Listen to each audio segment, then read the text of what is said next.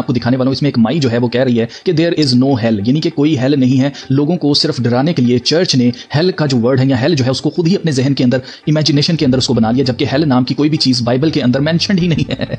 आप जरा ये क्लिप देखें और फिर मैं आपको बताता हूं कि असल में इस तरह की जो बातें करने वाले लोग हैं ये कौन लोग हैं और इनका क्या मकसद है। There is no hell. I've done thousands and thousands of cases. There is no hell. Hell is an invention of the church. It was never in the Bible. It's something has been invented. A loving God would not do that to people. You are allowed to make all the mistakes. ऐसे play करते हैं और एक एक करके मैं इनके झूठ को बेनकाब करता चला जाऊंगा और आपको बताऊंगा कि कैसे ये लोग मैनिपुलेट करते हैं, खास तौर से मसीहियों को। बाइबल का जिक्र क्यों कर रहे हो भाई? अगर आपको लगता है कि हेल है ही नहीं है, चर्च का जिक्र क्यों कर रहे हो? अपनी बात आप करो, जो आप करना चाहते हो। आपको दुनिया के अंदर जितने भी मज़ाहिब हैं उसके अंदर जो हेल का जिक्र किया गया वो हेल नहीं है। आपने बाइबल और क्रिश्चियंस को ही, चर्च को ही क्यों टारगेट करना? उसकी रीजन ये है कि इनके टारगेट पर मसीही हैं। अब जरा गौर कीजिएगा कि इनका झूठ कैसे पकड़ा जाता है। There is no hell. I've done thousands and thousands of cases. There is no hell. Hell is an invention of the church. It was never in the Bible. अच्छा, आंटी ने कहा जी कि it was never in the Bible. चलें हम देख लेते हैं, Google से पूछ लेते हैं। हम नहीं बाइबल के पास जा रहे, हम गूगल से पूछ लेते हैं जहां से इन्होंने भी कोई रिसर्च की होगी। आप नोट करें, एआई ओवरव्यू जो है ये गूगल का एआई है। आप नोट करें कि गूगल का एआई कहीं से भी मसीही नहीं है, ये एथियस्ट लोगों ने बनाया हुआ। वो कह रहा है the word hell is mentioned 54 times in the King James Bible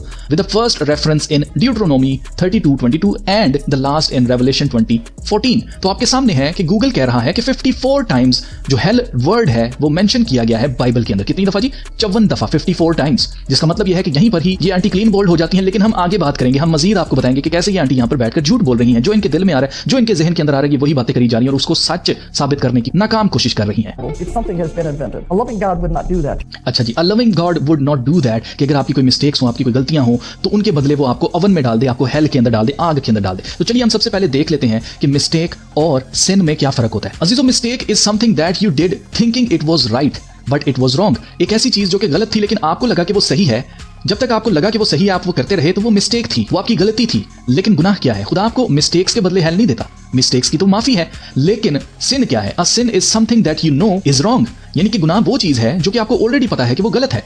जब आप उसी चीज को दोबारा करते हैं, इसका मतलब क्या है कि आप गुनाह करते हैं। जिस चीज का आपको पता नहीं है कि वो गलत है, अगर आप वो करते हैं तो वो मिस्टेक है। जब तक आपको पता नहीं है, जब आपको पता लग गया कि ये गलत था जो कुछ मैं कर रहा था, तो तब वो भी गुनाह कंसीडर किया जाएगा अगर आप उससे बाज नहीं आते हैं, रिपेंट नहीं करते हैं। अब मैं इसके ऊपर आता हूं कि इन्होंने ये जो बात कही कि अगर मोहब्बत करने वाला खुदा है, वो बड़ी मोहब्बत करता है इंसान से, तो लोगों को हेल में क्यों डालता है? तो पहली चीज ये कि हमें ये कॉन्सेप्ट ही गलत पता चला, या हमें दिया ही गलत गया है कि खुदा जो है वो लोगों को हेल में भेजता है या उनको हेल में डालता है। जबकि इसके उलट है। खुदा के कलाम के मुताबिक इंसान के पास चॉइस है कि वो या तो मसीह को चूज करे, या वो एंड में आने वाले एंटी क्राइस्ट को चूज करे, या वो शैतान की तरफ हो जाए, या वो खुदा की तरफ होगा, या फिर वो अगर खुदा की तरफ नहीं है, वो कहता है मैं ना शैतान की तरफ हूं ना मैं खुदा की तरफ हूं। बीच वाली कोई स्टेट नहीं मेरे अजीजों। अगर आप खुदा की तरफ नहीं है तो इसका साफ साफ मतलब ये है कि आप दूसरी पार्टी की तरफ हैं और दूसरी पार्टी शैतान है। अब जैसे कुछ लोगों को ये समझ आई, उनको ये लगता है कि अगर हम अच्छे काम करेंगे तो हम जन्नत में जाएंगे, अगर हम बुरे काम करेंगे तो हम हेल में डाले जाएंगे, दोज़ख में डाले जाएंगे। जबकि खुदा के कलाम की ये तालीम ही नहीं है। बाइबल की बात करनी थी ना ये आंटी, तो बाइबल की तो ये तालीम ही नहीं है, क्योंकि बाइबल कहती है कि as it is written there is none righteous, no not one, यानी कि हमें खुदा की बादशाहत में हमारा अच्छा होना जो है वो ले जा नहीं सकता। उसकी रीजन ये है कि जमीन के ऊपर एक भी इंसान राइचियस नहीं है, एक भी इंसान अच्छा नहीं है। हमें जो चीजें अच्छी लगती हैं, हमें जो लगता है कि ये अच्छाई है कि मैं किसी के साथ बुराई नहीं कर रहा, मैं किसी को मार नहीं रहा, मैं किसी के ऊपर अब्यूज नहीं कर रहा, मैं किसी को कत्ल नहीं कर रहा, तो इसका मतलब है कि मैं अच्छा हूं। ऐसा नहीं है। खुदा के कानून के मुताबिक, जो खुदा का कानून है उसके मुताबिक जो चीजें भी गलत हैं, अगर हम वो कर रहे हैं तो वो गलत ही है। फिर वो अपनी इमेजिनेशन से अगर मैं कहूं कि हेल मौजूद नहीं है, तो ऐसा हरगिज नहीं होने लगा। जैसे कि अगर मैंने चाइना कभी नहीं देखा और मैं चाइना गया ही नहीं हूं और मैं ये कह दूं उठ के कि जी चाइना एग्जिस्ट ही नहीं करता, तो ऐसा नहीं होता मेरे भाई। चाइना एग्जिस्ट करता है। इसी तरह से हेल, अगर ये आंटी कहती है अपनी ज़हन से कि भाई कहीं पर भी नहीं मेंशन्ड है, तो मैंने आपको दिखा दिया बाइबल के अंदर मेंशन्ड है। और दूसरे नंबर पर इनके ना कहने से हेल गायब नहीं हो जानी है, हेल मौजूद है। और वो बाइबल की तालीम के मुताबिक इंसानों के लिए तो बनाई भी नहीं गई थी। वो इब्लीस और उसके साथ जो गिराए गए फरिश्ते थे उनके लिए बनाई गई थी, हमारे लिए तो बनाई नहीं गई थी। तो लोग चूज कर रहे हैं इन दो में से, मसीह में से या फिर शैतान में से। तो अगर वो मसीह को रिजेक्ट कर रहे हैं तो ऑटोमेटिकली वो दूसरी पार्टी वाली साइड पर है। जिस साइड पर ये पार्टी जाएगी, यानी कि इस पार्टी ने हेल में जाना है, अगर आग और गंधक की झील में जाना है, तो वहीं पर वो लोग जाएंगे जिन्होंने इस पार्टी को रिजेक्ट किया। अजीजों, बाइबल इसके ऊपर क्लियर है। हमारे पास चॉइस है, या तो हम सुगड़ा रास्ता चुन लें जिसके ऊपर बहुत कम लोग जाते हैं क्योंकि वो मुश्किलात से भरा हुआ है, या फिर हम कुशादा रास्ता चुन लें, उस रास्ते के ऊपर जाना आसान है और हर कोई उस रास्ते के ऊपर चल निकलता है, जो कि रास्ता लीड करता है हेल की तरफ। जबकि जो सुकड़ा रास्ता है वो जिंदगी की तरफ लेकर जाता है, लेकिन बहुत कम लोग हैं जो कि उसके ऊपर चलना पसंद करते हैं क्योंकि वो मुश्किल है।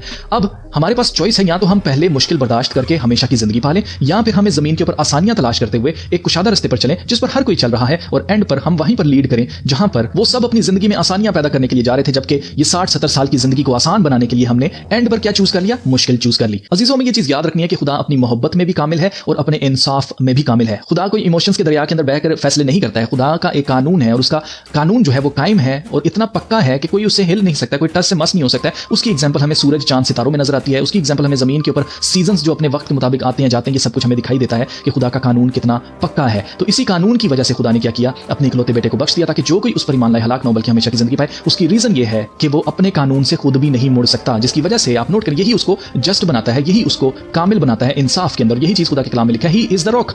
वो एक चट्टान है, हिज वर्ड्स आर परफेक्ट, उसके काम सारे के सारे परफेक्ट हैं, and all his ways are just. Just का मतलब है इंसाफ करने वाले। A faithful God who does no wrong, upright and just is he. तो जैसा कि हम जानते हैं खुदा का कलाम हमें बताता है कि वो जजमेंट करने के लिए आने वाला है, इसलिए हम कहते हैं जजमेंट डे आने वाला है। एंड ही शैल जज the world in righteousness, he shall minister judgment to the people in uprightness. यानी कि खुदा जज करने आ रहा है जमीन को और इस जमीन के ऊपर रहने वाले हर एक इंसान को जो कुछ उसने किया है। यही बात यीशु मसीह कहते हैं मुकाशवा की किताब के अंदर कि हर एक के काम के मुताबिक उसको बदला देने के लिए यीशु मसीह जल्द वापस आ रहे हैं, अदालत करने के लिए आ रहे हैं। तो इंसाफ में कामिल होने का मतलब यह है, लविंग गॉड होने का सबूत उसने यही दे दिया है कि उसने अपने इकलौते बेटे को बख्श दिया ताकि कोई भी हलाक ना हो। और ये सब कुछ मुफ्त है मेरे अजीजों। खुदा ने इस चॉइस को चूज करने के लिए हमसे कुछ नहीं मांगा है, ना हमारे ऊपर उसने कोई रिस्ट्रिक्शन रखी है कि भाई जॉर्डन जो रिवर है ना, जिसमें वो यूहन्ना बपतिस्मा देने वाला बपतिस्मा देता था, उसी में तुम बपतिस्मा लोगे ना तभी तुम्हें हमेशा की जिंदगी मिलेगी, नहीं तो नहीं मिलेगी। ऐसी कोई कंडीशन नहीं रखी है। जबकि अगर आप दूसरे मज़ाहिब में देखें तो गंगा के ऊपर आपको जाना पड़ेगा, स्नान करना पड़ेगा। इसी तरह से और आप मज़ाहिब उठाकर देख लें, उनकी कोई ना कोई ऐसी जगह होती है जहां पर आपको जाना जरूरी है, लेकिन हमें किसी भी चीज के अंदर रिस्ट्रिक्ट नहीं किया गया। मुफ्त में हमें रास्तबाजी दी गई है, मुफ्त में हमें हमेशा की जिंदगी दी जा रही है, लेकिन लोग मुफ्त में ले ही नहीं रहे हैं। लोग अपनी मर्जी से हलाकत का रास्ता चूज करते हैं और फिर चाहते हैं कि खुदा अपने इंसाफ को पीछे करके अपनी मोहब्बत वाली साइड को दिखाए जरा। अगर उसको बड़ी हमसे मोहब्बत है ना, ये खुदा का टेस्ट लेने वाली बात है और ये इंतहाई खतरनाक चीज है। आप जज को ये नहीं कह सकते हैं कि भाई मैं बहुत खूबसूरत हूं या मेरी आवाज बड़ी अच्छी है या मैं बहुत बड़ा बिजनेसमैन हूं तो इस वजह से मुझे छोड़ दो। जज ने आपके गुनाह के मुताबिक आपको जज करना है और उसके मुताबिक उसने फैसला लेना है। और अगर जज ऐसा नहीं करता तो इसका मतलब यह है कि जज करप्ट है, उसने रिश्वत ले ली या वो आपकी ब्यूटी के अंदर इतना बहक गया कि उसने कहा कि नहीं यार इतना खूबसूरत आदमी है, इसको मरना नहीं चाहिए, इसको बचा लेते हैं। तो ऐसा कुछ नहीं है। अगर ऐसा खुदा हो, अगर ऐसा करप्ट खुदा होता तो हम उसके ऊपर ट्रस्ट नहीं कर सकते अजीजों, क्योंकि वो कल को कभी भी मुकर सकता है अपनी बात से और वो कह सकता है कि भाई इसकी शक्ल मुझे पसंद नहीं, इसको हेल में डाल दो, इसका कद छोटा है, इसको हेल में डाल दो, ये काला है, इसको हेल में डाल दो। खुदा जज करता है हमारे अमाल के ऊपर। और मैं आपको बताना चाहता हूं कि हम अपने अमाल से भी हमेशा की जिंदगी कमा नहीं सकते, इसलिए खुदा ने एक रास्ता तैयार किया हमारे लिए और वो है राह नजात, वो है राह सलीब, जो कि यीशु मसीह ने कहा कि जो कोई भी मेरे पीछे आना चाहे अपनी खुदी का इनकार करे, अपनी सलीब उठाए और मेरे पीछे हो ले। जो कोई भी इस जमीन के ऊपर आसानियां ढूंढ रहा है उसकी जिंदगी आगे हेल बनने वाली है, उसकी जिंदगी हेल में जाने वाली है। लेकिन जो कोई भी यीशु मसीह की खातिर जमीन के ऊपर मुश्किलात बर्दाश्त करने के लिए तैयार है, उसके लिए हमेशा का आराम और हमेशा की जिंदगी इंतजार कर रही है। अजीजों, इट्स अ चॉइस। हम एक डॉक्टर की सैलरी देखकर ये नहीं कह सकते कि मेरी सैलरी डॉक्टर जितनी क्यों नहीं है। डॉक्टर ने उतनी मेहनत की है भाई, उसने पढ़ा है, उसने उतनी एजुकेशन ली, इतना एक्सपीरियंस किया, उसके बाद जाकर उसकी सैलरी जो है वो लाखों में हुई है। तो आप ये नहीं कह सकते कि वो डॉक्टर वाली सैलरी जो है ना वो मुझे भी दी जाए, क्यों? क्योंकि मैं भी इंसान हूं। तो ऐसा नहीं होता। जो रेस में दौड़ेगा फर्स्ट आएगा उसी को इनाम मिलता है और यही इंसाफ है। ऐसा नहीं है कि सबको ही फर्स्ट प्राइज मिल जाएगा। So guys, it's always your choice. आपके पास चॉइस है कि आप क्या चुनते हैं। आप हमेशा की जिंदगी चुनते हैं या हमेशा के लिए खुदा से जुदाई को चुनते हैं। ये याद रखिएगा कि ये सब कुछ हमेशा के लिए है। It's not for just some hours या कुछ घंटों के लिए, कुछ दिनों के लिए, कुछ सालों के लिए नहीं है। ये हमेशा के लिए है।